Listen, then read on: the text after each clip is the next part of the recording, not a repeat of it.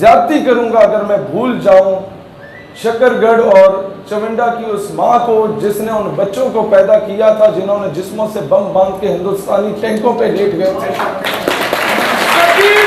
یہ پڑوس میں بھارت بیٹھا ہے, وہاں تک آواز تو جائے جناب.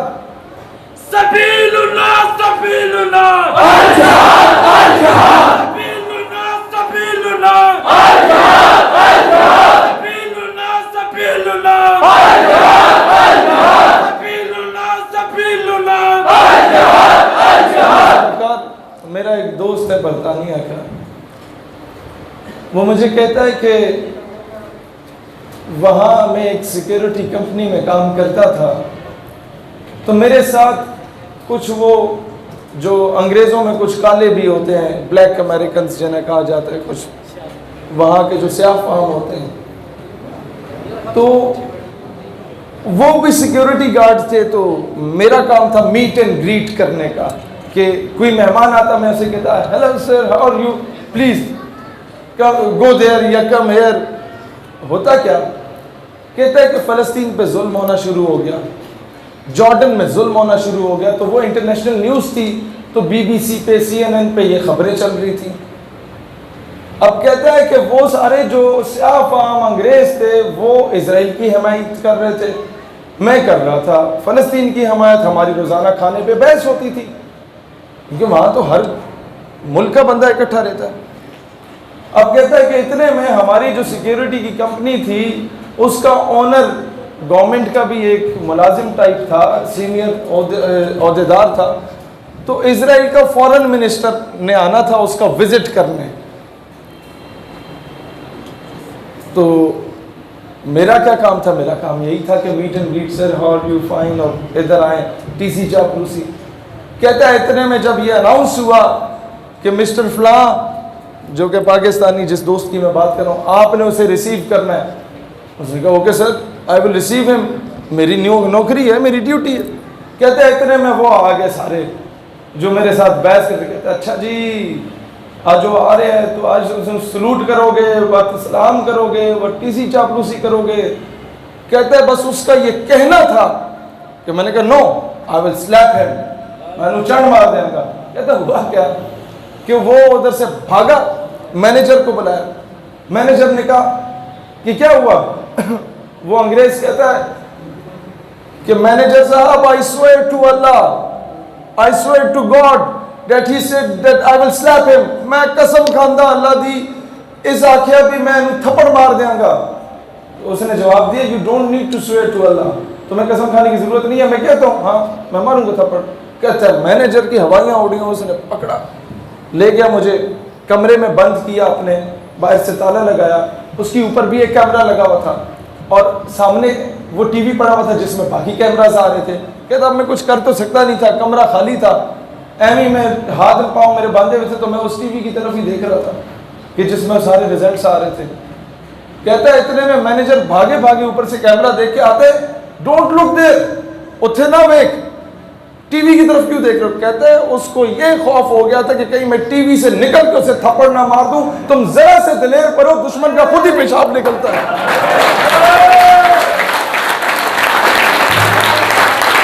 لہذا میں اپنی افواج سے, اپنی گورنمنٹ سے کہتا ہوں تمہیں اگر لشکر نہیں بھیجنے, فی الحال میں جانتا ہوں کہ کیا تقاضے ہیں, وہ نہ بھیجو.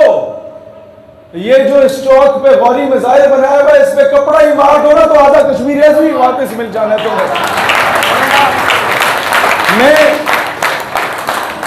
کٹن سیکٹر اور کرن سیکٹر میں گیا آزاد کشمیر میں, تو میرا اکثر میرے بڑا اللہ کی کرم نوازی ہے جو مجھے موٹیویشن ملتی ہے نا کہ بغیر سیکیورٹی کے ہم پھر رہے ہوتے ہیں. جب چاہے کسی وزیر اعظم کو سنا دی, جب صدر مملکت کو سنا دی, جب وہ الٹی سیدھی حرکت کرے, جب چاہے امریکہ سے پنگا لے لیا, جب چاہے جا کے ڈپلومیٹک انکلیو بند کر دیا, کوئی خوف ڈر ہی نہیں.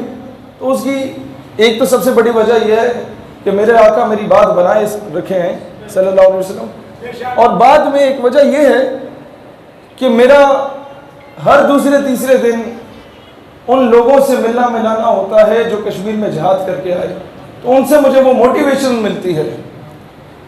میں آپ کو ایک سچی بات بتاؤں, کوٹن اور کرن سیکٹر میں جب آزاد کشمیر وزٹ کیا، اکثر اس طرح کے وزٹ ہوتے ہیں، آپ نے خطاب کرنا ہوتا ہے، اکثر اس طرح کے وزٹ ہوتے ہیں کہ آپ ویسے جاتے ہیں، ذرا حالات کا جائزہ لے کے آتے ہیں. تو مجھے وہاں پر جو لوکلز ہیں وہ یہ کہہ رہے تھے کہ جب یہاں پر برف جمتی ہے اور ہمارے مجاہدین بارڈر کراس کیا کرتے تھے ماضی میں. مجھے کمانڈر الیاس کاشمیری کا، آپ میں سے کوئی جانتے ہیں انہیں؟ الیاس کاشمیری شہید. میں اب کیا کیا رونا رہوں کہ ہم لوگوں نے اپنوں کے ساتھ کیا کیا ظلم کیا. خیر، ان کے ایک بڑے قریبی ساتھی مجھے ملے، کہتے ہیں کہ جب ہم لوگ بارڈر کراس کر کے جاتے تھے نا، اب یہ میں فوج کی بات نہیں کر رہا، فوج تو ٹرینڈ ہے، وہ تو دنیا کی بہترین آرمی ہے، صرف ان مجاہد کی جنہیں چند مہینوں کی ٹریننگ ملی، سول ٹریننگ ملی، اور وہ خود سے ہی انہوں نے ٹریننگ کی. کہتا ہم جب بارڈر کراس کر کے جاتے تھے تو وہ بنیا ہمیں یہ کہتا تھا، ہندوستانی پوسٹ پہ جو کھڑا ہوتا تھا، کہ بھگوان کا واسطہ ہے ہماری پوسٹ کو چھوڑ دو، ہم تمہیں کچھ نہیں کہیں گے، آگے جاؤ، آگے مارو، انہیں مارو. لہٰذا آپ ذرا سے دلیر ہونا، دشمن خود ہی بزدل ہو جاتا ہے. یہ قدرت کا قانون ہے. اور یہ بات غلط ہے جو ہمیں آ کے بتایا جا رہا ہوتا ہے کہ اسلام کہتا ہے کوئی ایک گال پہ تھپڑ مارے تم دوسری گال آگے کر دو. نہیں نہیں نہیں، اسلام کہتا ہے قرآن کا قانون ہے، خون کا بدلہ خون ہے، کوئی ایک لگائے رکھ کے دو چماٹ مارو. آپ کیوں جھک رہے ہو کفر کے آگے؟ جہاں یہ امن کا درس دیتا ہے وہاں پر کبھی اسلام نے یہ نہیں کہا کہ مسلمان ماں بہن بیٹی کی عزت کو پامال کیا جا رہا اور تم چوڑیاں پہن کے بیٹھ جاؤ.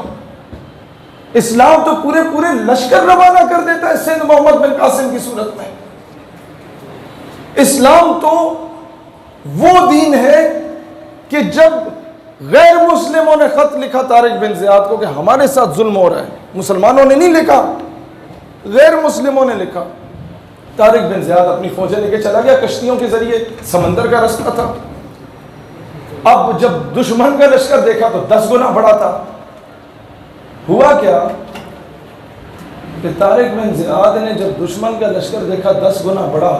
اب میں آپ کو بتا رہا ہوں ایک سپہ سالار، چیف آف آرمی اسٹاف یا ایک کور کمانڈر کو کیسا ہونا چاہیے. ہمیں اپنی تاریخ پڑھنی چاہیے نا. ہمیں پڑھایا مصطفیٰ کمال اتاترک، ہمیں اٹھا کے پڑھایا وہ یہی چودھری صاحب والی بات، وہ انگریزوں کے کتے نہلانے والے ہمیں آ کے نصاب میں پڑھایا جاتا ہے. ہمیں پڑھایا جاتا ہے سنڈریلا ماں باپ سے چھپ کے بھاگی بوائے فرینڈ کے ساتھ. طارق بن زیاد کے سامنے جو لشکر تھا دشمن فوجوں کا وہ کوئی 10 گنا بڑا تھا. تو طارق بن زیاد نے اپنی فوج سے مشورہ کیا کہ کیا کیجیے. انہیں موٹیویٹ کیا، انہیں بشارت ہوئی. اب کور کمانڈر کیا کرتا ہے؟ کور کمانڈر طارق بن زیاد واپس جانے کا جو رستہ ہے وہ کشتیوں کا رستہ ہوتا ہے. وہ کشتیوں کو آگ لگا دیتا ہے اور کہتا ہے یا میں غازی ہوں گا یا میں شہید ہوں گا. یہ ہیں آپ کے اکابرین. یہ چیز اپنے بچوں کو پڑھائیں. اور تیسری چیز،